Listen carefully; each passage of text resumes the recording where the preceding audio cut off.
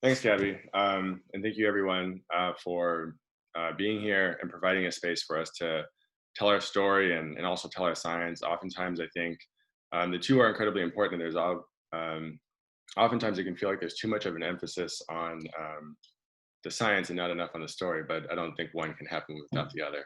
I'm going to go ahead and apologize in advance. I normally talk fast and I'm incredibly nervous, so I'm probably going to talk a lot faster. I have no idea who nominated me or who thought I was qualified for this talk, but I'm humbled by it. The talks have been incredible. And I just want to say thank you, and I'm incredibly appreciative. And I hope that that person's here and I don't disappoint. So with that being said, I'm Elisha. As Gabby said, I'm a 6-year MSTP student, a 4th-year neurograd student. I'm in Azim Lab at the Salk, where I look at the role of this brainstem structure known as the lateral reticular nucleus, seen here on, let me get my laser pointer, seen here in green at the bottom of the medulla.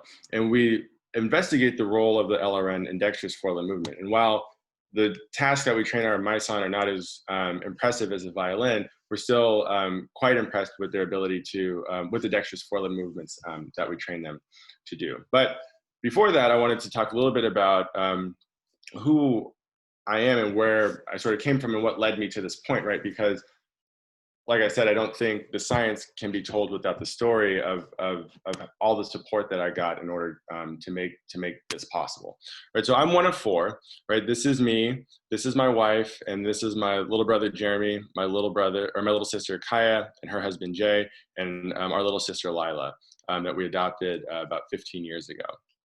And I was born in Germany. My dad was in the Air Force, where he met my mom. Then they had my brother. And we moved to Southern California, where my little sister got picked up along the way. And then, we moved to Washington, where my mom remarried. And then we also adopted Lila a few years later. And I think it was the point where my mom met my stepdad, Frank, where I think my life started to change in the sense that I could see college as sort of an attainable goal, right? Before my mom met Frank, she was a single mom who was from Germany living in Washington and hadn't finished high school and just came to the States and did what she could to be a massage therapist and supported 3 kids on her massage therapist salary. And I think the idea of college was nice, but not one that was one where it was more of an abstract idea. There wasn't a path forward until my mom met Frank, and he introduced me to this guy, Willie Stewart, who was the first Black principal in Tacoma Public Schools where I grew up. And by introducing me to Willie Stewart, I had a mentor who would occasionally pull me out of class and make sure that I was on pace and doing well in my classes and taking care of what I needed to take care of, and inspiring me and telling me why college was a good idea and why colleges needed more diverse applicants like myself if the professional workforce was ever going to represent the American population. And what I'll say is I was extremely lucky in meeting such an intentional mentor, and I was extremely lucky in choosing the University of Washington, because before I went there, I think their mission of diversity is one that it's not just focused on the numbers, but focused on supporting students to getting to their end goal. And I think before I went there, the Office of Minority Affairs and Diversity called me and asked me if I wanted to be part of the Educational Opportunity Program, which I think is an exceptional program because it gave me access to the instructional center where I could go to workshops, get test prep, and meet other students that were first-generation college, underrepresented minorities, or economically disadvantaged, and we could support and collaborate each other as we sort of realized our goals and the work necessary to get to our goals in college. Additionally, by being part of this program, I had a counselor who would send me programs to apply for, like the Summer Medical Dental Education Program that was meant to get underrepresented minorities and first-generation college students that are interested in medicine or dentistry exposure to those fields, meet professionals that looked like them and came from backgrounds like them, and inspire them and make them realize that a path to medicine was obtainable. Additionally, I mentioned intentional mentors. I took a class with this guy, Toby Bradshaw, who told me that if I wasn't doing research, I was wasting my money at the University of Washington. And he introduced me to Jeff Riffle, where I did research for credit for a quarter. And then through the instructional center, I met Emil Petrie, who found out I was doing research and told me that I needed to do this IMSD program that paid students to do basic science research so that they wouldn't have to maintain their jobs in college. And beyond that, because of the research that I did, I was nominated to participate in this exceptional research opportunity program provided by the Howard Hughes Medical Institute, all of which is to say I would not be here if it wasn't for the tremendous support in terms of the structures that the UW provided, in addition to the intentional mentorship by the mentors that I met along the way, invested in my success, right? And I owe a lot of what I have and where I am to them. And I think I just want to give those thanks in terms of, because without them, this story doesn't happen, right? The science doesn't happen.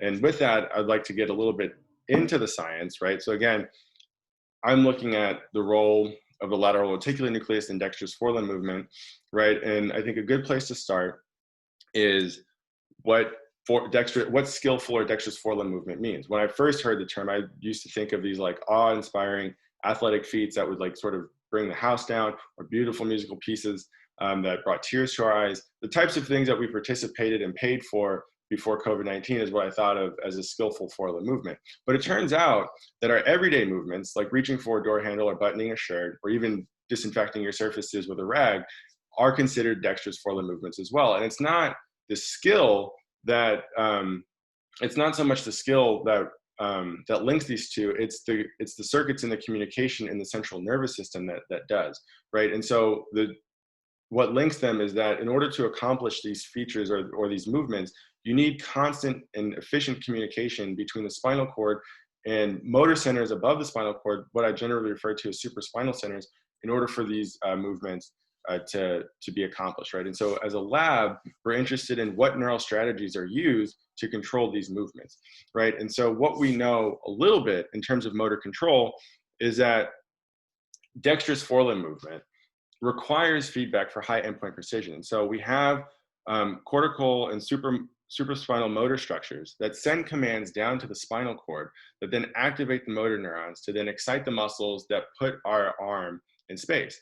And we can do this very repeatably and with high precision because we have feedback mechanisms that go to the cerebellum and other parts of the brain that update these motor commands that keep our movements incredibly precise, right? And what we know is that that sensory feedback has inherent delays, and it doesn't explain all of the feedback mechanisms necessary to accomplish these feats. And so we hypothesize that a faster form of feedback exists in order for us to accomplish these skilled forelimb movements, right? And what we believe then is that these motor commands are actually copied either indirectly or directly to the cerebellum, where it can implement other computations that are predictive of where the limb should be in space in the subsequent movements as you move your arm towards the target, which allows the nervous system, it provides a pathway for the nervous system to rapidly update the motor commands and provide rapid feedback to keep our movements precise, right? And what we believe is that the lateral reticular nucleus is a hub for these efferents copies, and it provides a pathway for us to look at how efferents copies, if they exist, and if they are contributing to skilled forelimb movement in any significant way, right? And so I'll just talk really briefly about what the lateral reticular nucleus is. It's this brainstem structure that sends projections to the cerebellum, which I said updates descending motor commands. And what we know is that outside of sending projections to the cerebellum, it gets information from the cervical spinal cord. The cervical spinal cord is implemented in forelimb movement. So we believe that the lateral reticular nucleus is getting a lot of forelimb information. In particular, we're interested in, we know that a class of interneurons in the spinal cord, the cervical spinal cord, are propriospinal neurons, and they actually send inputs to the lateral reticular nucleus. But uniquely, they have this, they get a lot of descending motor command information from these multiple pathways, known as the tectospinal, reticulospinal, rubrispinal, and corticospinal pathways that are sending descending motor command information. And we believe, or we're hypothesizing, that this ascending branch of the propriospinal neurons is actually sending efferents copy information to the lateral reticular nucleus. And studies that that were done by my advisor, Azim, have shown that this branch actually does impact forelimb movement in a significant way, leading us to believe that the lateral reticular nucleus is a good starting point for assessing whether or not efferents copies are necessary for skilled forelimb movement and how they're impacting skilled forelimb movement or what their role is, right? And so where we want to start is understanding how a loss of function in the lateral reticular nucleus will affect dexterous forelimb movement, right? And so the three take-home messages before I move into the experiment is that dexterous forelimb movements require rapid and consistent communication between the spinal cord and the supraspinal centers. We hypothesize that a rapid form of feedback is occurring with through a pathway of efferents copies, and that that efferents copies are updating the cerebellum very rapidly, and that the lateral reticular nucleus provides a pathway to evaluating the role and potential necessity of efferents copies for dexterous forelimb movement, right? And so I work on 2 projects in the for the LRN, 3 projects in total. I'm not going to talk anything about the third one, but the first project is the functional characterization of the LRN during skilled forelimb movement. And what this requires is various behavior assays and cell-specific perturbations, right? I'm not going to have time, I don't think. I'm looking at the clock now to talk about the second project, but we're also interested in what we've established is a pipeline, close to a pipeline of recording from the lateral reticular nucleus in vivo while the mice perform these behaviors, and we can begin to dissect how the information in the spinal cord is organized and processed before, or in the lateral reticular nucleus is processed before it sends it to the cerebellum. And so how do I get access to the lateral reticular nucleus specifically? Well, we can use molecular tools in the mice like Cre-recombinase to access specific cells and specific structures, right? And so this is an in situ picture from the Allen Institute that's showing preferential expression of VGLUT1, of the VGLUT1 gene in the lateral reticular nucleus. And what we've done in the lab is shown that if you combine if you have a mouse that is expressing Cre-dependent TD tomato in all of its cells, and you cross it with a VGLUT1 Cre mouse, you can actually get expression of TD tomato in the LRN, and that about 80% of the neurons in the LRN are actually VGLUT1 positive. And so what I've done with that information is taken the VGLUT1 Cre mice, injected Cre-dependent diphtheria toxin receptor into the LRN bilaterally so that I can get bilateral ablations of the structure upon exposure of diphtheria toxin to the mouse. And after these injections, I train the mice on these, what we sort of use as a proxy for dexterous forelimb movement is this pellet reaching task, where we can simultaneously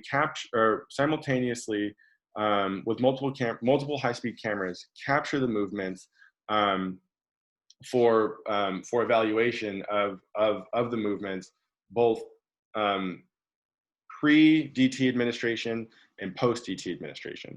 And this is a video of what that looks like, right? We have a mouse trained to reach for this pellet, and we can put either a physical or artificial marker on the paw, and then we can recreate this trajectory in 3D space with the high-speed multiple cameras that we capture with, and then we can, we have now a quantitative and high-resolution way to evaluate dexterous forelimb movement when the lateral reticular nucleus is perturbed. And so we can evaluate things like trajectory, but also other kinematic parameters as well to find out which aspect of forelimb movement is affected, if an aspect of forelimb movement is affected when the LRN is ablated, right? And this is just to show you that we could get efficient transduction of LRN cells with our Cre-dependent viruses. So here in green is the diphtheria toxin receptor. This isn't the actual borders of the LRN. This is just to orient us, right? And what you see is that the red cells, the red VGLUT1 positive cells expressing TD tomato actually colocalize quite nicely with the DTR cells, with the DTR GFP signal, suggesting that we're getting efficient transduction. And when you administer diphtheria toxin intraperitoneally, you actually get ablation of those structures. So we know that our tools are working, and that any sort of kinematic analysis we do is going to be based on whether or not, or is going to be based on, is with the understanding, excuse me, that the LRN is also ablated, right? And so what does that look like? So here, like I said, we could generate these 3D trajectory plots in both the precondition, right, where the blue lines here represent a pre-DT reach that's a miss, and the green represents a pre-DT reach that's a hit. The black mark here as a pellet, and then we can compare that to the post-DT condition and ask ourselves and evaluate what the difference is, if there is a difference between the pre and the post condition. And what you'll notice is that the integrity of the overall reach is sort of maintained, right? There isn't anything sort of halting the reach halfway through or some egregious miss that is occurring upon ablation of the lateral reticular nucleus. But what is sort of subtly appreciated here is that upon ablation of the lateral reticular nucleus, the reaches actually end up a little bit behind and underneath where they would be in the pre-DT condition. And so when the LRN is intact, the reaches are further along and closer to the pellet in 2 coordinate spaces. And what we can do is then evaluate the last 50 milliseconds of the reach as sort of a proxy for the endpoint of the reach where we think the deficit is occurring. Additionally, we can look at velocity as a function of time or distance. We can look at acceleration as a function of time or distance. And then we can look at the overall reach duration of these 2 conditions in both the pre and the post-DT condition. And so what the statistics look like then, or what they tell us, and this is just from one mouse, right, is that so we can use statistics then on the last 50 milliseconds of the reach to look at the relative paw position and ask ourselves, is there a difference between the pre and the post condition? And in the X coordinate space for this mouse, we don't see a significant difference. But in the Y coordinate space, right, whether it's forward or behind the pellet, we find that that in this mouse, the reach is significantly behind the pellet relative to the pre-DT condition, and that in the Z coordinate space, the reach is significantly underneath the in the post-DT condition relative to the pre-DT condition. And when we look at reach duration and velocity, we get more sort of like heterogeneous effects, right? Some mice have reach duration affected, some mice have velocity affected. In this mouse, the reach duration and velocity is not affected. And so what we and so here's a table of that, right, of those results, right? We can sort of look at all of the mice and say, like, okay, in these coordinate spaces, how does the pre and the post-DT condition align? And what we find is that in the X coordinate space, the majority of the mice don't show any significant difference. But in the Y and the Z coordinate space, like I was showing in the trajectories, you actually have a significant underreaching in both where the paw doesn't make it all the way to the pellet, and the paw also ends up underneath the pellet.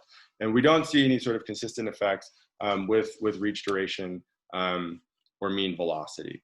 And so in conclusion, then what we see here is that, so these are sort of preliminary results, right, that the analyses are still ongoing, and we're still doing more experiments, but what we've seen so far is that there's sort of a suggestion or a direction towards a hypometric phenotype, right? That when we ablate the lateral reticular nucleus, we actually see 4 out of the 6 mice are underreaching when they go towards the target, right? And so what we sort of understand about this is that diphtheria toxin receptor, that this tool leads to like an insidious loss of the cells, and that the mice may be able to compensate for the lack of the LRN by the time that we test and look at how the mice are reaching. They may have already compensated. And so what we've decided to do and what is currently ongoing are these acute inactivation experiments where you can turn on a light and perturb the LRN without the mice ever being able to compensate for it. And so what we hope to learn from these experiments is that it sort of shows that it provides evidence that efference copies not only exist, but that they are important for precise and dexterous forelimb movement, and it'll sort of reshape the way that we think about motor control, because right now we don't really understand everything that's contributing to our ability to perform these dexterous forelimb tasks with such precision and repeatability, right? And so with that, I'd like to say thank you to the Azim Lab, right? Obviously, Ayman, who's provided an awesome space for me to do science. He's an incredible mentor. If I've had a lot of nurturing mentors in the past, I sort of view Ayman as like Kobe Bryant, right? Where he has a relentless pursuit of excellence and doesn't care if you have a different idea. He's going to pull you along into that level of excellence as well. And he's really taught me what it means, I think, to be, learn how to be a scholar, learn how to be a scientist, and what it's going to take to do high level science that I hope to do in my career going forward. And with that, he's also created a very supportive environment in the lab where we all sort of help each other and we all collaborate and get along. And I think it's incredibly important for us. And as you can see, the lab is uniquely diverse, I think. Additionally, the MSTP program has been obviously instrumental in all of this. They've been incredibly supportive, and I can't thank them enough. And I just want to end by saying, you know, I talked about sort of intentional mentorship and diversity being more than just the numbers of people that get into programs, and maintaining and having mechanisms that instead also support the students as well. And so when you look at, and I say that because when you look at sort of professional school levels, and you can even look at undergrad levels, and the trends still sort of pan out, that relative to their white counterparts, underrepresented minorities and people from disenfranchised and marginalized groups end up doing worse in terms of graduation relative to their white counterparts. And this still permeates in professional school. So we can't assume that just because you have a certain skill set or because you've made it through college, that you don't necessarily need adequate support or the requisite support systems that helped you get through college to succeed at this level. And I think that that's what this shows us. And so this is data from the AAMC that I pulled that showed over the last 19 years what the enrollment rate and the graduation rate of African Americans and other ethnic minorities are relative to their white counterparts. And what you see here is that for the last 19 years, the enrollment for African Americans has stayed relatively steady, but graduation never ends up, it's either the same or it ends up dipping a little bit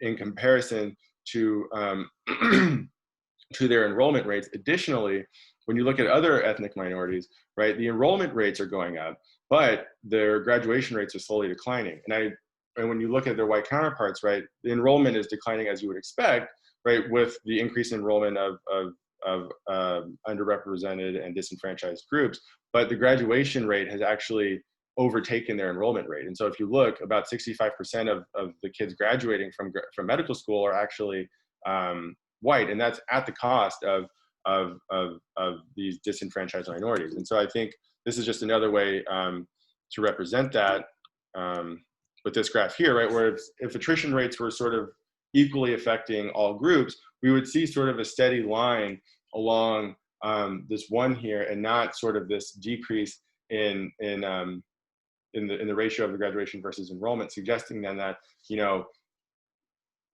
white medical students are able to sort of maintain success in medical school, but maybe underrepresented minorities and African Americans are not getting the proper support. Support like I talked about in the past, right? The type of support that got me here initially, where you have supportive structures that are, and I don't know what those would be in professional school, whether it's, you know, housing inequalities or the cost of medical school or, you know, whatever, or maybe it is academic support as it was for me as an undergrad, right? But there's not enough, I think, potentially enough support structures in place to help people get along at the professional level like there is at the undergraduate level. Additionally, that's going to lead to a lack of mentors that can provide the requisite services that I received as an undergrad that I think have helped me be successful up until this point. And so with that, I just want to say thank you again. I'm sorry for talking fast. I hope that was all very clear, and I'm happy to take any questions.